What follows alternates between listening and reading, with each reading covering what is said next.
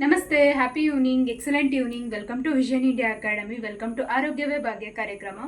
ಇವತ್ತಿನ ದಿನದ ಆರೋಗ್ಯವೇ ಭಾಗ್ಯ ಕಾರ್ಯಕ್ರಮದಲ್ಲಿ ನಾವು ಒಂದು ಮಂಡಿ ನೋವಿಗೆ ಯಾವ ರೀತಿ ಚಿಕಿತ್ಸೆ ಮಾಡೋದು ಅಂತೇಳಿ ನೋಡೋಣ. ಮಂಡಿ ನೋವಿರ್ಬೋದು, ಅದರಲ್ಲೂ ಸ್ಪೆಷಲಿ ಮಂಡಿಯಲ್ಲಿ ಸೌಂಡ್ ಬರತಕ್ಕಂಥದ್ದಾಗತ್ತೆ.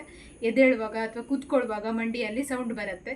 ಅದು ಮಂಡಿಯಲ್ಲಿರ್ತಕ್ಕಂಥ ಒಂದು ರಸ ಕಮ್ಮಿ ಆದಾಗ ಮಂಡಿಯಲ್ಲಿ ನೋವು ಬರ್ತಕ್ಕಂಥದ್ದು ಅಥವಾ ಆ ಥರ ಸೌಂಡ್ ಬರ್ತಕ್ಕಂಥದ್ದು ಶುರುವಾಗುತ್ತೆ.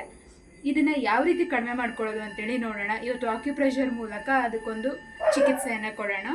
ಫಸ್ಟ್ ನಮ್ಮ ಎರಡೂ ಕೈಗಳಾಗ್ಬೋದು, ಎರಡೂ ಕೈಯಲ್ಲೂ ಕರೆಕ್ಟಾಗಿ 40 ಸರಿ ಮಾಡಬೇಕು. ಸೇಮ್ ಆಕ್ಯುಪ್ರೆಷರ್ನ ಎರಡೂ ಕೈಗಳಲ್ಲಿ ಮಾಡಬೇಕು. ಈ ರೀತಿ ನಮ್ಮ ಅಷ್ಟು ಬೆರಳುಗಳು ಹಾಗೆ ಹೆಬ್ಬೆರಳಿನ ಮಧ್ಯಭಾಗದಲ್ಲಿ ನಮಗೆ ಸ್ಪೇಸ್ ಸಿಗುತ್ತೆ.